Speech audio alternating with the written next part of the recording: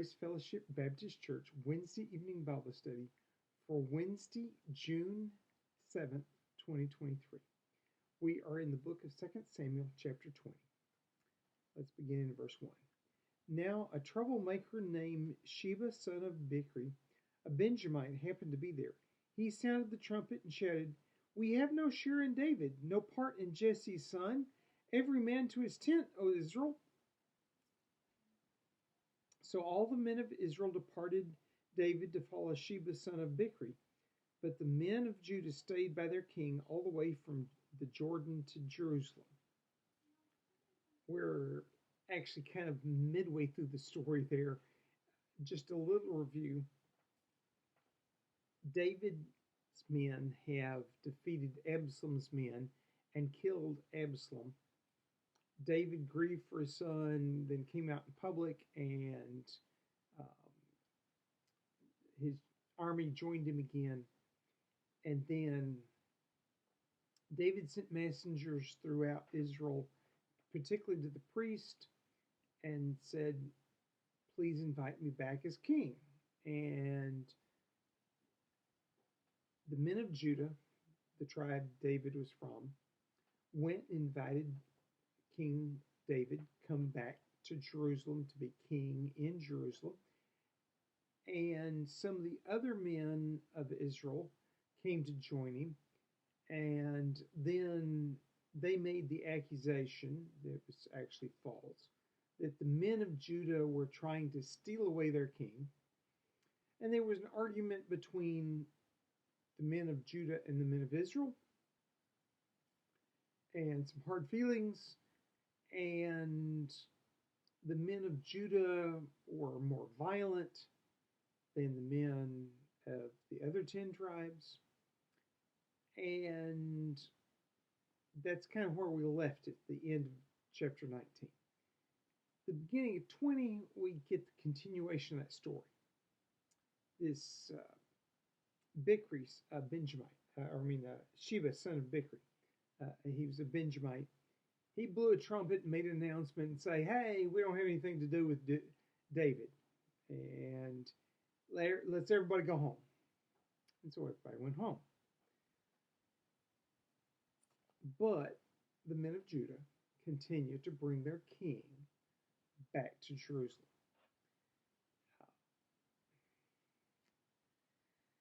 It's a sad statement that the division in the country did not end. The division in the country is partly a spiritual thing. They haven't joined back together as one yet. In almost any time there is a division among people, it's a spiritual problem. Our country right now is heavily divided along many ways. And we think it's a political problem. We think it's an economic problem. But at its heart, it's a spiritual problem. If we were obeying God, we would have a more fair, more equitable economic system. People wouldn't be cheated as much. You wouldn't have to watch the quality of the goods you get as much. You would have fair pricing, objective pricing, that you could know what you were going to get. You would not have near the political divide. People would debate things, but they would also learn to compromise so both sides could get what they want. Not one side has to win it all and the other side lose it all, which is part of the problem we have right now.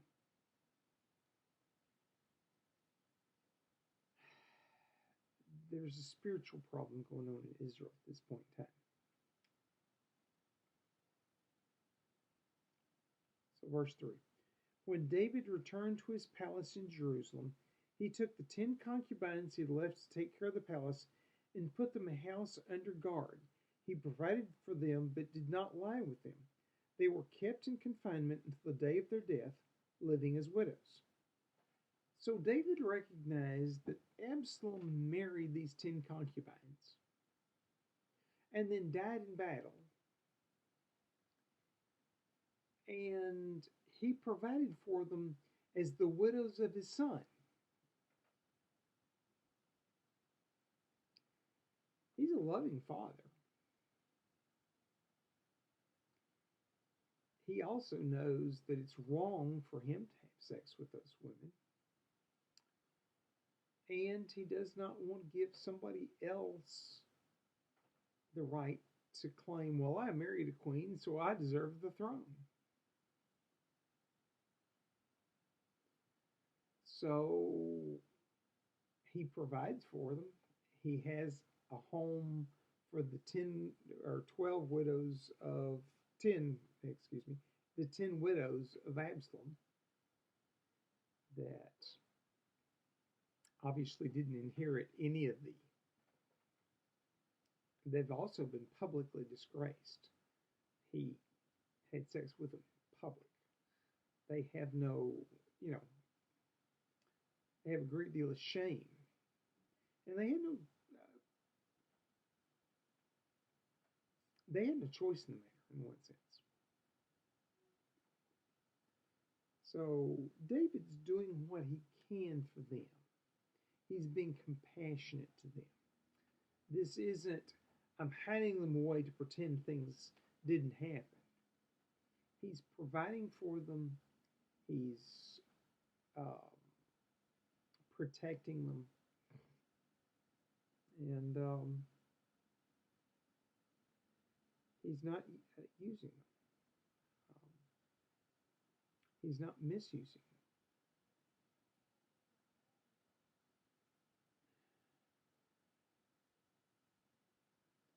Verse 4. Then the king said to Amasa, summon the men of Judah to come to me within 3 days, and be here yourself.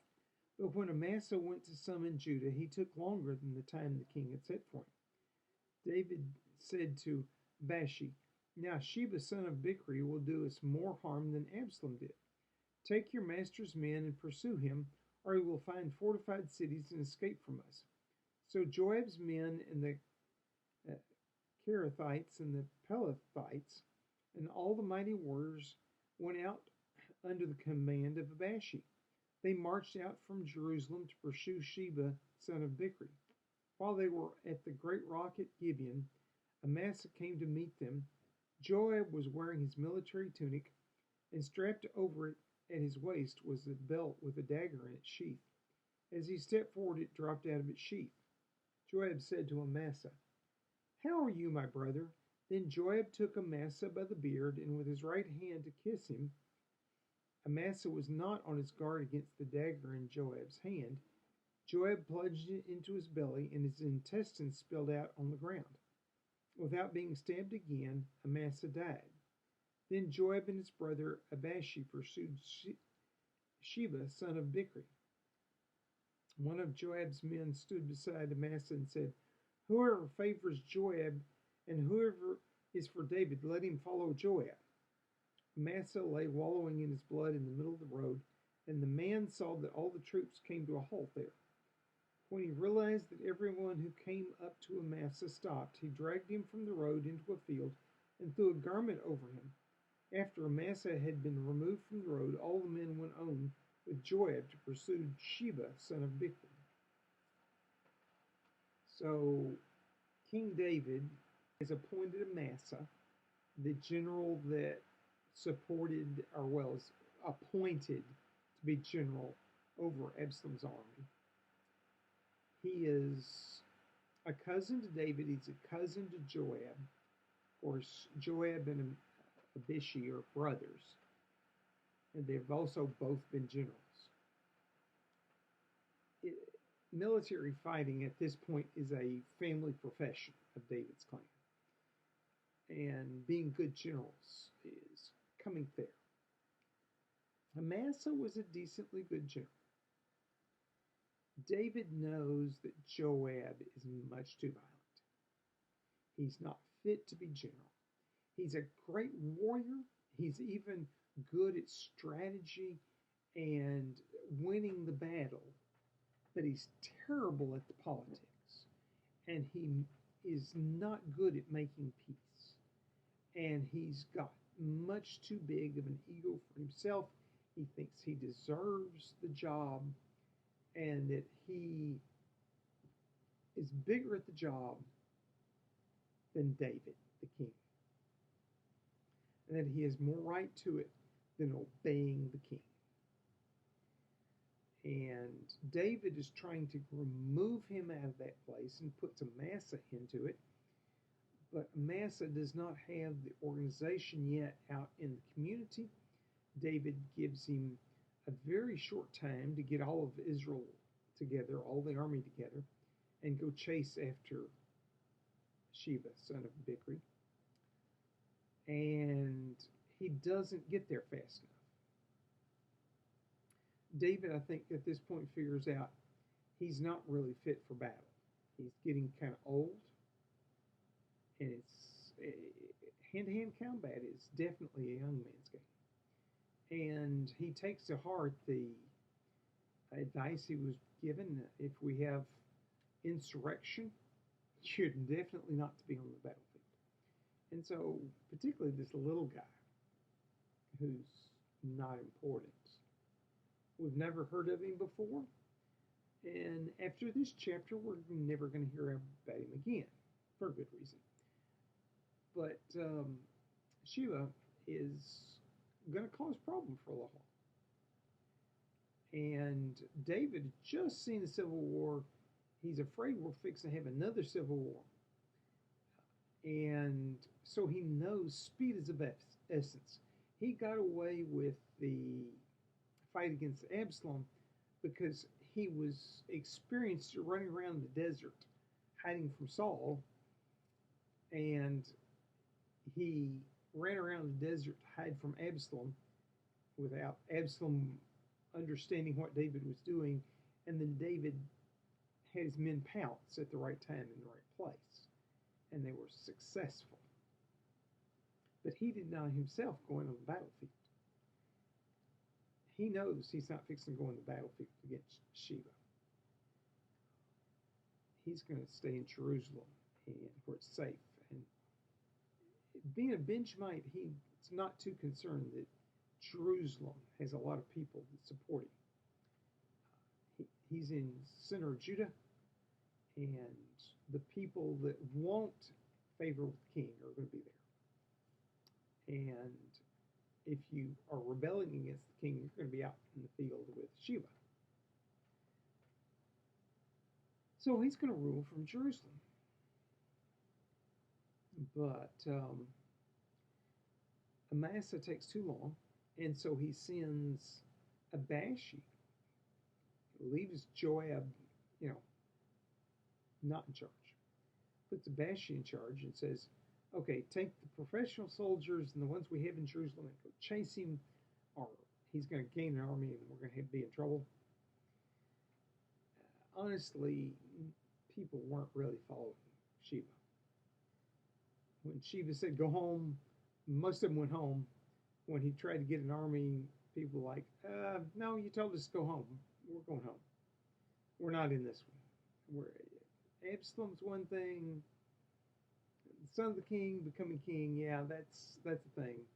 Some stranger, you're not Saul's relatives. You're just a Benjamite. Who are you? You're not that good a warrior. You got to prove yourself. We're going home. Crops have to be planted. Crops have to be harvested. Sheep have to be sheared. Fruit has to be picked. Wife has to be loved. I mean, lots of more important things than following the Sheba. If he wins, great. We've got a new king. If he doesn't, great. We still have the same old king. People aren't really that enthused. But David's afraid that the country is ripe for insurrection. And he can't even control his own tribe to keep them from dividing and making things worse.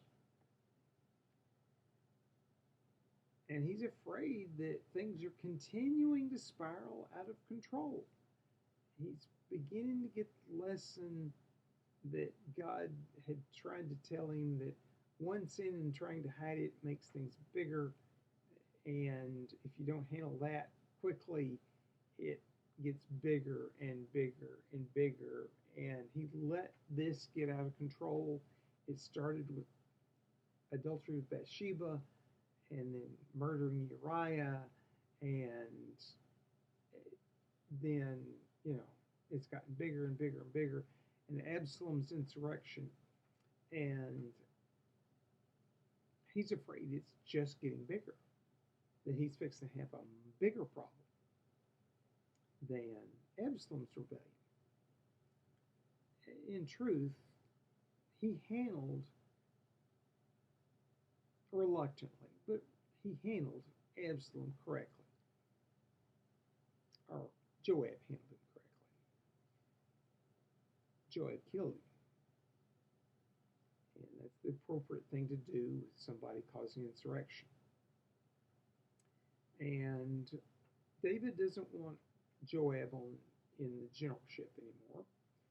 And David's appropriate with that, and he's trying to get him out of it and still keep him allied with him. He doesn't want him trying to rise up and become king. David's in a precarious political position, and he knows it. And he hasn't consulted with God, and he hasn't consulted with priests, and he hasn't consulted with his prophets. And he's trying to figure this out for himself. Now, the political part of it, he probably knows Joab's role. And he's trying to let his relative save face and just kind of quietly retire. And so he puts a different relative in charge. Well, Amasa doesn't do the job. Abashi is leaving town with one army, and Amasa shows up with another army. And Abashi says, hey, great, let's go, basically. And he's not in it for his own glory. He knows that he's got to put this insurrection down. And Amasa has an army, so okay, let's go. But Joab is out to settle scores. You got my job. I'm going to make sure you don't get my job again. And so he flat out now murders him. I mean, he's dressed for battle. They are relatives. They are in the same clan. Amasa probably does not recognize that Joab is that kind of man. David has already figured it out, but hasn't had the will yet to do anything about it. And so Joab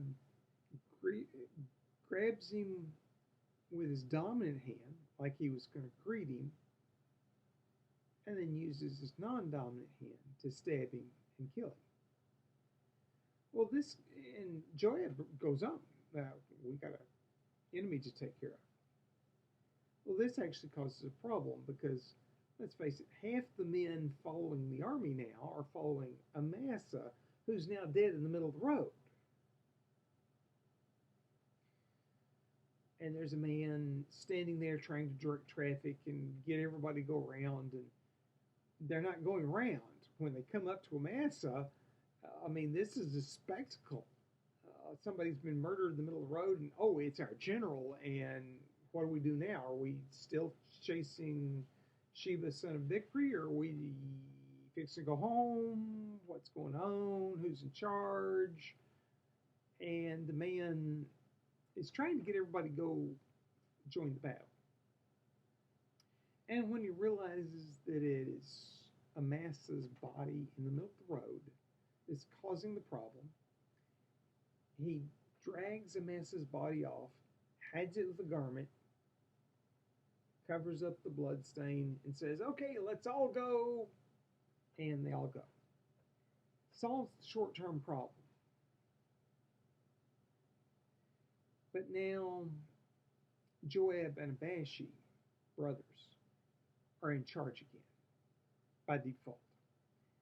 Uh, Abashi is definitely not going to tell his brother no. He is the younger brother, and Joab is the more capable general. He can probably take advice from Joab and say, well, David put me in charge, but you can tell me anything you want to, and let's get this done, and then we'll figure it out later. They both know they got to win.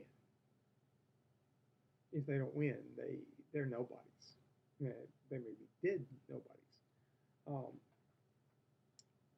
so it's in both their interest to win, and they can deal with who's in charge later. And David actually, put them as generals before. And Joab is appointed Abashi as a general to, split his army in half and put him as general of this army, and I'll take this army. And, you know, they have cooperated on the battlefield before. So this is a time for them to cooperate as co-generals or, general. Doesn't really matter who's in charge when you get out on the battlefield. Um, Somebody's got to be, and okay, David gave you the title, that's fine. We kind of do the job. And they go on.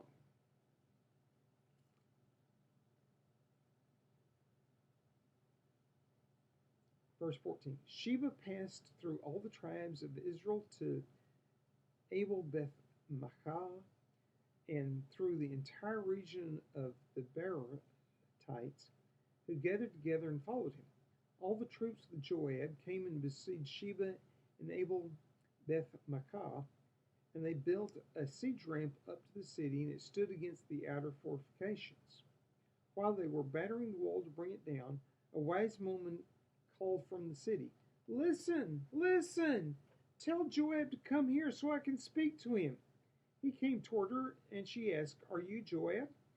I am, he answered. She said, Listen to what your servant has to say. I am listening, he said. She continued, Long ago they used to say, Get your answer and Abel, and that settled it. We are the peaceful and faithful in Israel. You are trying to destroy a city that is a mother in Israel. Why do you want to swallow up the Lord's inheritance? Far be it from me, Joab replied. Far be it from me to swallow up or destroy. That is not the case. A man called Sheba, son of Bichri, from the hill country of Ephraim, has lifted up his hand against the king, against David. Hand over this one man, and I'll withdraw from the city. The woman said to Joab, His head will be thrown to you from the wall. So Joab gets this city. It is a walled city, but it's actually not very big. Best we can tell from archaeology, probably several thousand people, no more than 10,000 people. It's actually a very small walled city. It's somewhat amazing it was walled, and they have enough men that they are quickly throwing up a siege ramp. Basically, a siege ramp, you take a bunch of dirt, soil, small rocks, medium-sized rocks, nothing really big, nothing hard to carry, but something people can easily carry with a wheelbarrow. And you have a bunch of guys basically digging it up over here, putting it in wheelbarrows, a bunch of guys taking the wheelbarrows, rolling it up, dumping it on the growing hill, running back with a wheelbarrow. They're wearing their battle gear. So they're laboring hard with a lot of equipment on them. But since it's not a very big city, not a very big wall, they don't have to have a big siege ramp. The purpose of a siege ramp was you could get, well, if there was a moat around it or a ditch or a lowering around it, it helped you get over the low spot. You basically filled the low spot in, and it also helped you get your equipment up to the wall so that you could attack it. If you were really successful, you could get your siege equipment right up to the top of the wall and, you know, get your men running up the siege ramp all the way to the top. And once you control the top of the wall, you basically have controlled the wall of the city. You control the city. There may be a lot of fighting, but you've you've essentially won, particularly if you have the larger army. And they clearly had a larger army here from the effect of things. Uh, the people in the city are beginning to realize, wait a minute, we're in real serious trouble. And there was a woman there who devised this plan, and she negotiates with Joab. She calls him up by name and, says, I want to talk to him. And the men say, hey, Joab, somebody from the city is wanting to talk to you. So he comes close enough they can talk, but not close enough that, you know, they throw something onto him.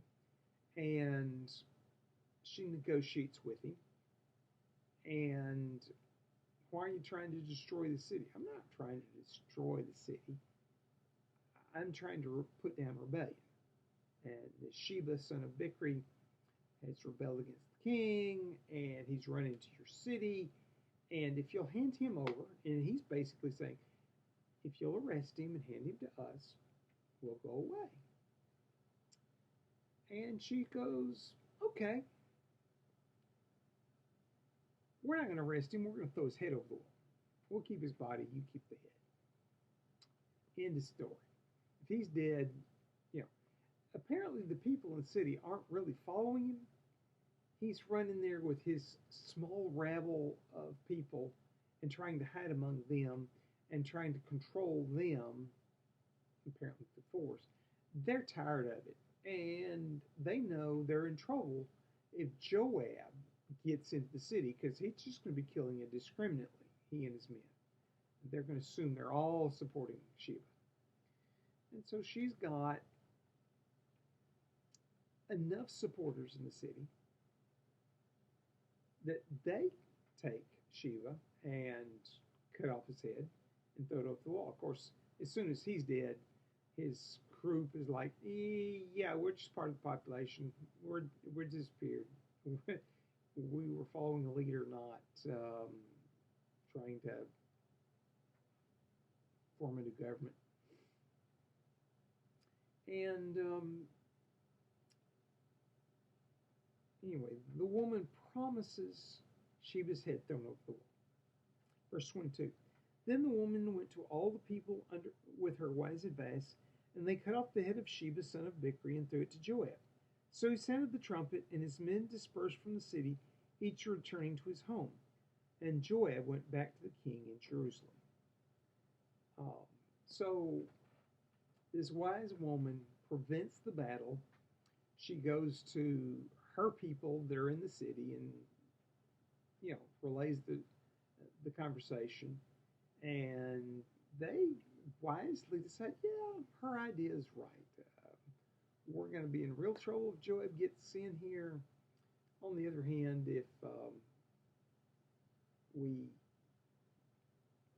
cut off Sheba's head, throw it over the wall to Joab leaves, we're okay. We can go back to living our life. And so they cut off Sheba's head, throw it over the wall to Joab. When Joab gets it, he knows Sheba's dead. He withdraws the army. So effectively, he's the general again. His brother Abashi handed it to him. Joab is the one that the countryside recognizes is the general. And that's why the woman negotiates with him. She doesn't know what King David said, that Abashi's in charge. And to tell you the truth, between the two of them, it really doesn't matter. They're going to... Apparently Abashi follows Joab. Joab has been leading the army a long time. People are going to follow him. And, Joab wins the battle. Well, he doesn't win the battle. The wise woman wins the battle by preventing it. And everybody goes home. the city is able to, in their own time, take down the siege ramp and use it for other things. We never hear of it again. Verse 23. And by the way, that's the end of that insurrection. So Joab gets to go back to Jerusalem. Verse 23. Joab was over Israel's entire army. Benaiah, the son of Jehoiada, was over the Kerethites and Pelethites. Adoniram was in charge of forced labor. Jehoshaphat, son of Ahilud, was recorder. Sheva was secretary. Zodak and Abithiar were priests. And Ira the Jerarite was David's priest. So we have this list of David's officials. The list is different than it was earlier. Of course, this is decades later, so you expect some people got old, died, etc., couldn't fulfill the function. Some of them may have followed Absalom, and David deposed them from their position and put somebody more loyal to him in. There's all kinds of reasons king's officials change out, but the one writing this narrative thought it was time to recognize who the officials were. Notice Joab is back in charge of the army. He's now murdered a bunch of men to stay general. David has his hands full with Joab. Yeah, Joab's, quote, loyal to David, but David is also very wary. He knows he could himself cause an insurrection. And he wants him gone from his position. He doesn't think he's fit for it, but he doesn't know how to handle it politically.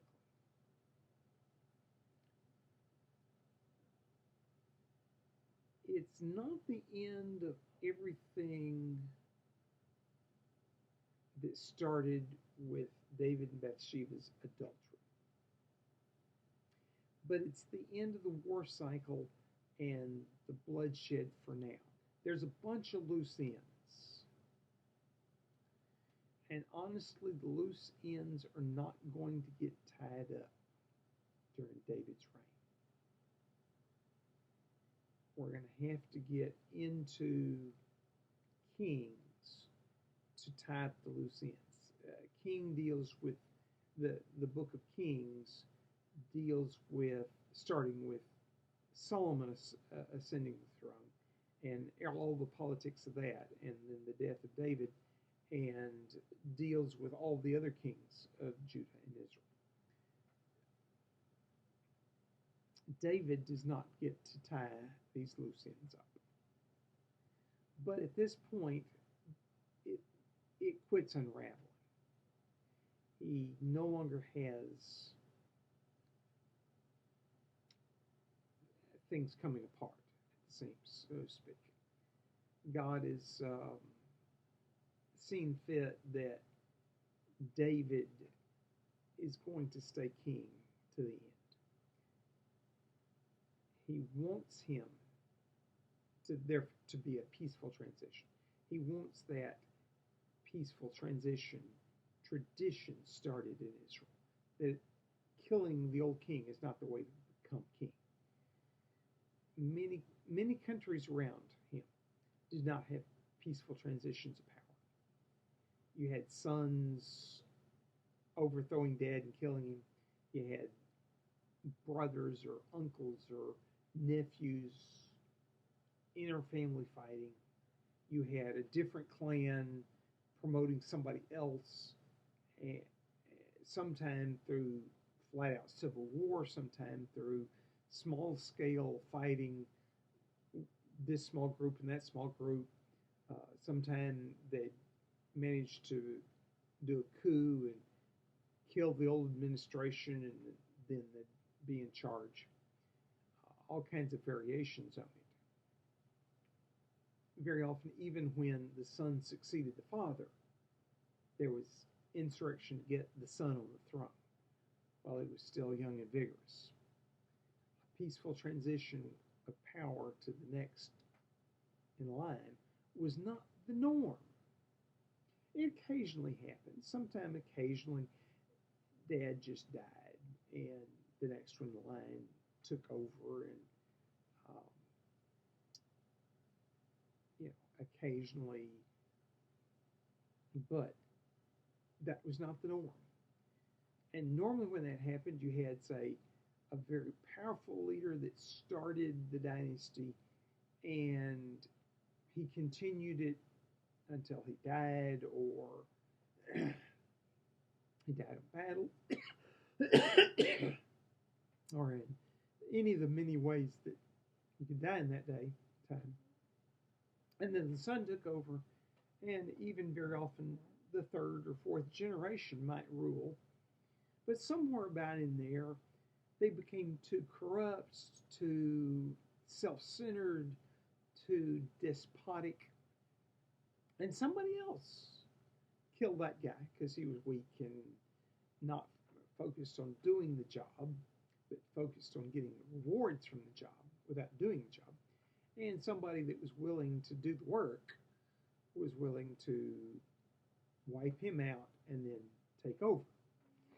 And that's kind of the way most countries ran.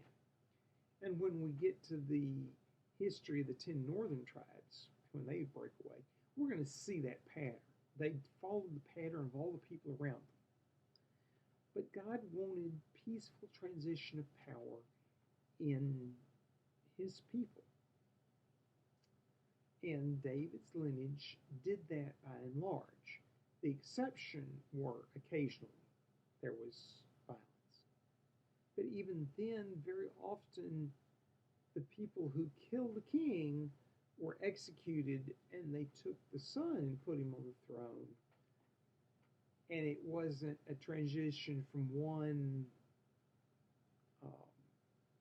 dynasty to another, but the dynasty continued and things rocked along the way they had been, and just the insurrectionists that killed the current king died.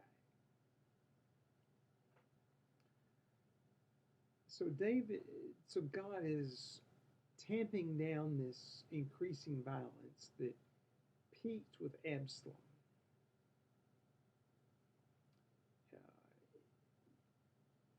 Sheba's rebellion is shorter lived, less widespread, ends more peacefully. Let's face it, as far as we know, one person died in Sheba's rebellion. That's Sheba. Nobody was willing to stand up. And when they were faced with siege warfare, the city was like, no, we don't support this guy. Yeah, we can throw his head over the wall. Let's throw his head over the wall. And they did. And that kind of sets the tone for the rest of the country. No, if a son of David couldn't manage it, and the next guy gets the town mad at him, that so mad at him they throw his head over the wall, yeah, it's just not worth it. And everybody is like, okay, let's just go about our business. If there's an external enemy, we'll definitely support that army defending the country. We got to have a king. And David's not been bad, and he's got some issues, but all kings have issues. Let's just live in peace. And so the country starts to decide to live in peace and not create insurrection. David still has his hands full of all kinds of intrigue in the court and all kinds of loose ends that are still going on, but he can still run the country, and he runs the country. The rest of Second Samuel deals with some other issues that come up along the way. They are not necessarily chronological. They don't necessarily happen in the order that's recorded here. Some of these are things that happened during the middle of all these other things. Just the writer of Second Samuel puts everything that starts with David and Bathsheba's adultery and all the consequences of it in one continuous story. So it's obvious that it's one continuous story. Along the way, David was still having to be king and still having to deal with all the things of kingship. They don't tell it in a chronological order. They tell it in a thematic order. And so chapter 21 through the end of 2 Samuel deals with some of those things that came along during this time. Some of them probably happened after chapter 20, but not all of them. This is definitely not in chronological order. Don't think it is. A lot of people try to read it in chronological order, and you can make it make sense that way. It's just that's not the way the writers thought. History as chronology was not a big concept yet. The countries that had history as chronology at this point in time, they had it by accident. They basically had a court newspaper that wrote down what happened every day and filed it away. And their record of all those daily events then became the king's history. But even there, they weren't trying to tell a chronological thing, even though it was filed chronologically and they wrote it down chronologically. They tried to tie together things that were related. So, if today something happened that was related to what happened 3 weeks ago, it would be written as a continuation of that thing from 3 weeks ago. And if tomorrow something happened that was a continuation of something that happened 3 days ago, it would be written as a continuation of that thing from 3 days ago. And so it's written thematically and filed chronologically. And if you tried to read it as we would chronologically, it would not make sense. It would look like somebody scrambled the story. Well, the writers of 2 Samuel, instead of doing that, they put it all together thematically, so it tells the story. And here's another little story that happened somewhere in the middle there. And here's another story that happened somewhere in there. And here's another story that happened somewhere in there. And so chapter 21 starts that next story. And it's very unlikely that it happened after the end of 20. It probably happened much earlier in David's reign. But they had no concept of trying to tell a chronology. I mean, today, sometimes histories do take a thematic approach, and they'll take the story of this and then the story of that. But along the way, they try to tell you, okay, while we're dealing with topic A, it started on, day 1 and then day 8 and day 10. And then when they get to topic 2, they say, and this happened on day 2 and day 9 and day 11, and topic 3, this was days 3, 4, and 5, and 13, and you get the chronology to know that they're all going on at the same time, but they're telling each topic independently and telling you the chronology so that you can see they're intermixed and all going on at the same time, and you wonder why they didn't handle that better. Well, they had three crises going on at the same time, and they were trying to handle them all, and there's only so much you can do, and they did what they could. And that's the way history goes sometimes. You don't get to complete one story, one theme. Well, the writers of Samuel, they write it thematically. They don't have a dating system and a concept of chronological history, and so they're not even trying.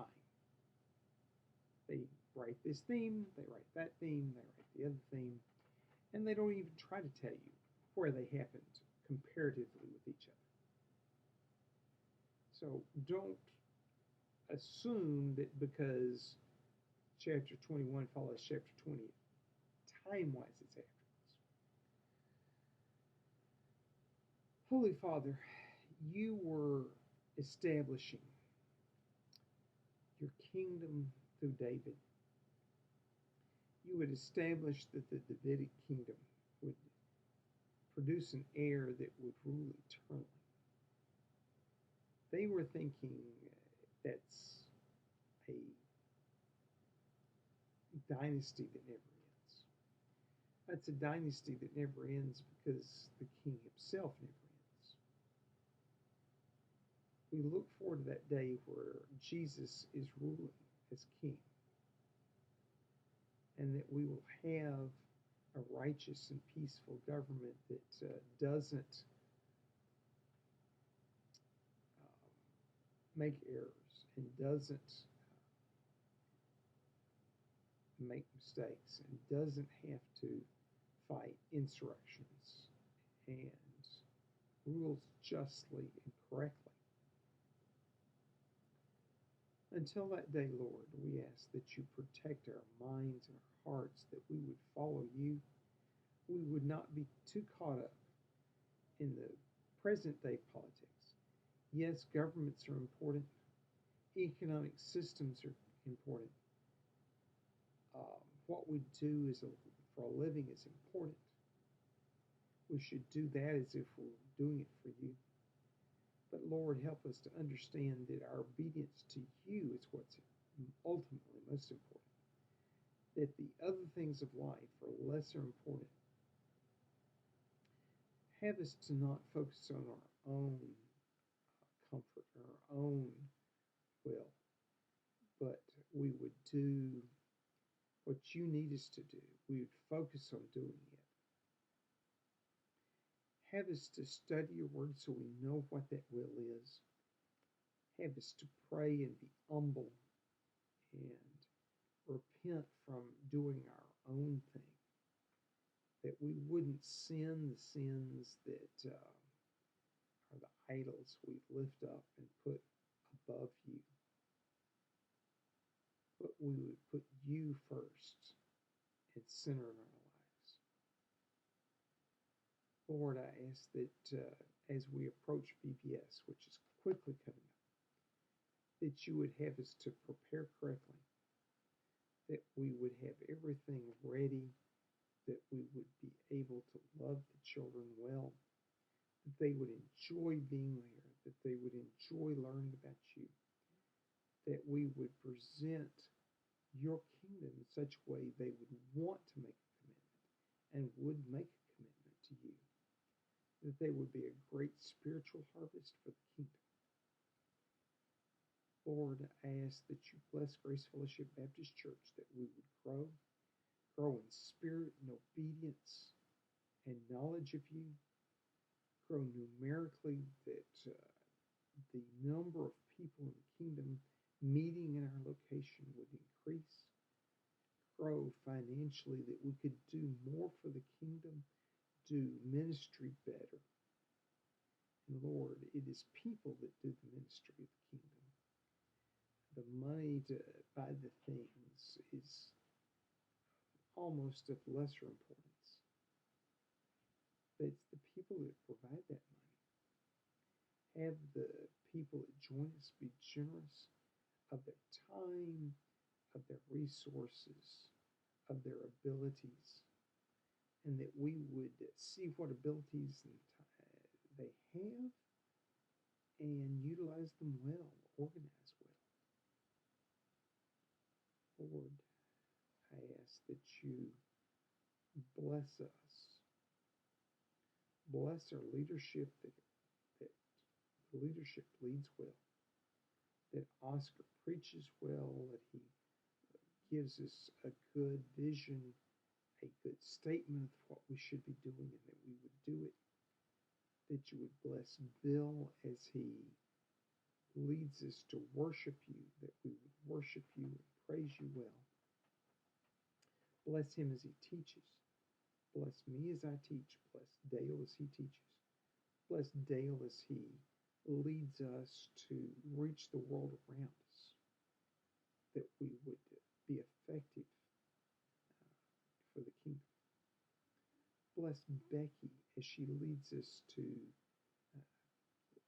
do Vacation Bible School and some other specific special ministries, that she would lead us well and that we would follow and would organize well and cooperate well, that the world would see that we love each other and that we love them enough to tell them about you.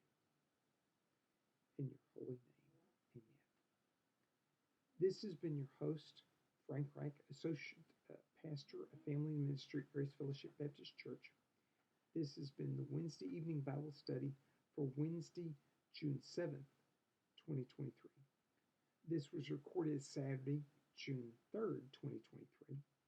And I hope to see you tomorrow at church for Sunday school, for worship, for the church council, and I would love to see you at choir and at the evangelism training tomorrow night too. If not, I hope to see you Wednesday, and I would hope you'd come to Wednesday even after I saw you tomorrow. And if not, we'll see you back on YouTube. Have a blessed week.